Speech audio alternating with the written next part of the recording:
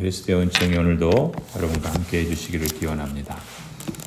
이 사사기는 뒤로 가면 갈수록 하나님의 언약 백성들이 얼마나 영적으로 또 윤리적으로 타락했는지를 여실히 보여줍니다. 오늘부터 읽게 되는 본문은 참으로 읽기가 민망하고 끔찍한 내용들입니다. 세상에 어떻게 이런 일이 있을까 싶은 전적인 부패와 폐륜이 적나라하게 묘사되고 있습니다. 신앙의 이름으로 포장된 욕망의 시대, 사사시대를 한마디로 이렇게 표현할 수 있다 그랬죠. 아니, 이제는 더 나아가서 신앙의 이름마저 잃어버린 욕망의 극치라고 해야 할까요? 이 상식과 또 이성적으로는 이해가 가지 않는 극악무도한 사건들이 연이어 벌어지고 있습니다. 도대체 하나님께서는 이런 끔찍하고 수치스러운 이야기를 왜 거룩한 성경에 기록해 주셨는지 의문이 들 정도입니다. 오늘 19장은 이스라엘의 왕이 없던 때라는 말로 시작하고 있죠. 이스라엘은 하나님 나라의 언약 백성인데 이스라엘의 왕이 없던 때가 과연 있을 수 있을까요? 왕이 없는 것이 아니라 하나님을 왕으로 인정하지 않고 그 통치를 거부하면서 자기 스스로 왕이 돼서 각기 자기 소견에 오른 대로 살았던 거죠. 성경은 이런 역설적인 표현을 통해서 이스라엘의 당시 실상과 그로 인해서 빚어지는 비극적인 참상의 원인을 암시해주고 있습니다. 이스라엘의 왕이 없던 때 한 레위 남자가 한 여자를 첩으로 데려왔습니다. 성결한 삶을 살며 하나님의 백성들에게 율법을 가르쳐야 할 레위인이 이방인들의 일부 다처제의 영향을 받아서 젊은 여자를 첩으로 거느리고 있었습니다.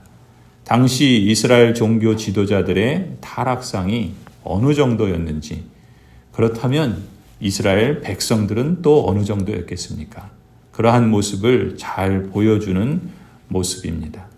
그런데 그 첩이 간음을 하고 그랬는지 친정집으로 도망쳤습니다. 레위인은 그녀를 잊지 못하고 집으로 쫓아가죠.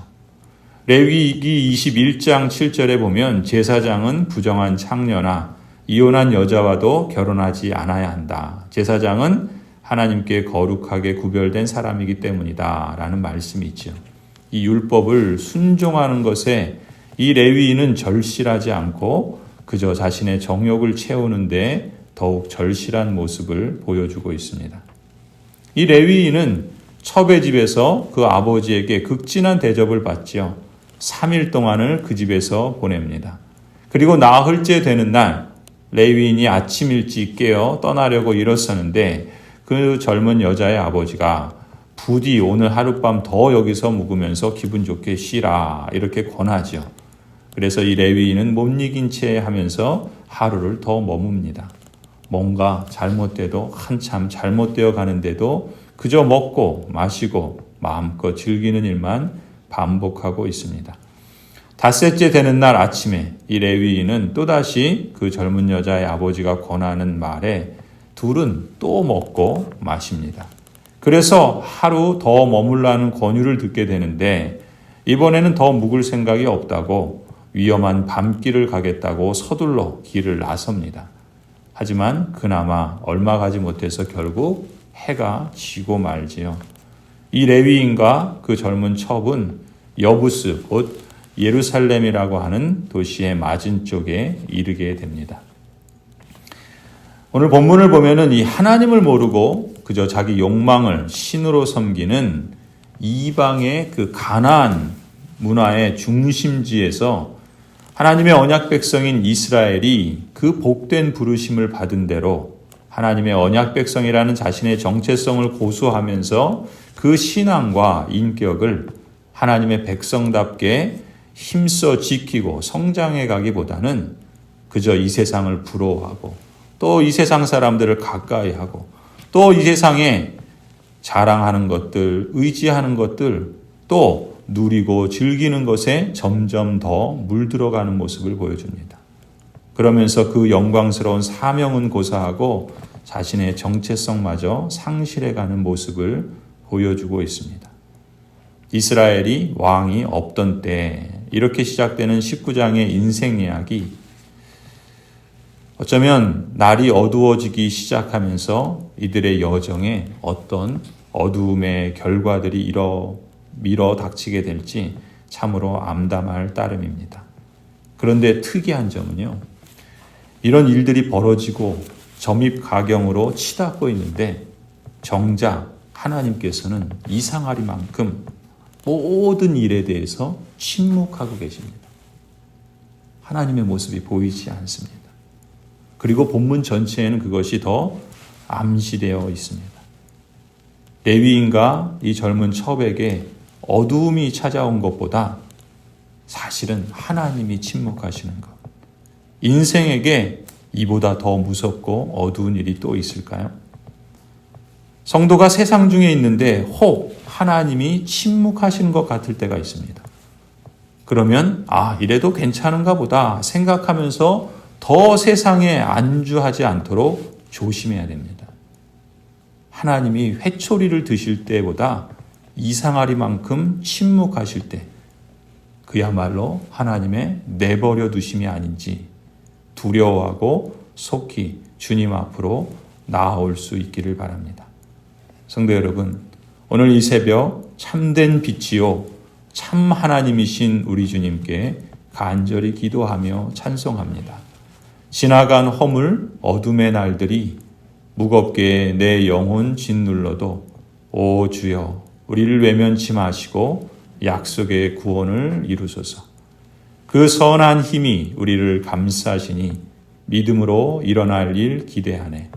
주 언제나 우리와 함께 계셔 또 하루 또 하루가 늘 새로워 그 빛에 우리 모두 하나 되어 온누리에 비추게 하소서. 주님의 선하신 능력과 빛으로 오늘 하루 우리의 삶을 비춰주시고 선한 능력으로 이끌어 주시기를 간절히 축원합니다. 기도하시겠습니다. 하나님께서 이 어두운 세상 속에 우리를 참된 빛이요 생명의 나라로 들이시고 인도하심을 감사합니다. 그러나 우리가 여전히 이 어두운 세상 속에서 살아가고 있습니다.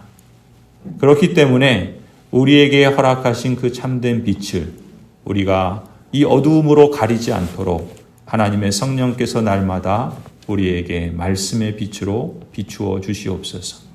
이 어두운 새벽이 지나면 밝은 아침이 시작되는 것처럼 하나님, 우리로 그 하나님의 밝은 그 빛의 말씀을 통하여 하나님께서 우리에게 이미 허락하시고 또 이루어 가시며 또 영광스럽게 도달하게 하실 그 복된 생명의 나라 가운데 더욱 거하게 하여 주시옵소서.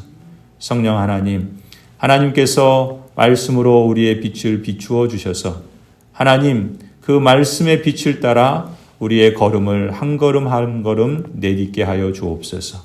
그 앞에 때로는 돌뿌리가 있고 우리를 걸려 넘어지게 하며 또 세상 사람들이 조롱하기도 하고 또 부러움을 사기도 하고 그래서 우리의 마음을 흔들어 놓을 때에도 하나님 흔들리지 않는 견고한 하나님의 말씀의 터 위에서 앞을 바라보고 주님의 부르신 그 부름의 상을 좇아서 나아갈 수 있도록 우리를 인도하여 주옵소서.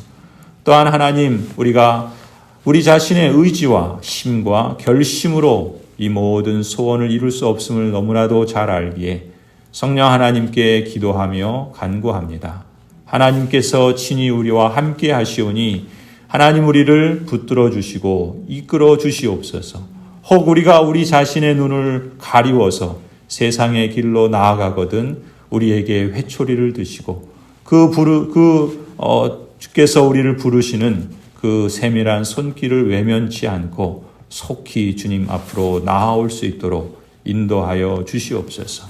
하나님 아버지, 우리에게 오늘도 하나님의 선한 능력이 함께 하시는 줄을 믿습니다. 우리와 우리 자녀들 또 주의 언약 백성들이 늘 하나님께 가까이 하며 하나님을 예배하고 또 우리에게 공적 예배만이 아니라 우리의 일상 속에서도 하나님과 동행하며 하나님을 예배하며 또 하나님을 경외하고 또 하나님의 그 놀라우신 이름을 높이며 또 주님과 동행하며 신뢰하며 나아갈 수 있도록 이끌어 주실 줄 믿습니다. 주님께서 우리의 참된 구원이요 소망이요 또 능력이 되시니 우리가 어디에서 참된 위로를 발견할 수 있겠습니까? 오늘도 이 새벽 주님께 기도하며 간구하는 모든 백성들마다 하나님의 말씀으로 이끌어 주시고 또 주의 성령께서 충만하게 하여 주실 줄 믿습니다. 이제는 우리 주 예수 그리스도의 은혜와 하나님 아버지의 놀라우신 그 사랑하심과 성령 하나님 함께 하셔서 지키시고 인도하시며 새롭게 하시고 고치시며 충만하게 하여 주심이 주님께서 택하여 부르신 모든 언약 백성들과 가정들 위에 자녀들과 생업 위에 고향 제일교회 위에 이제로부터 영원토록 함께 있을지어다. 아멘.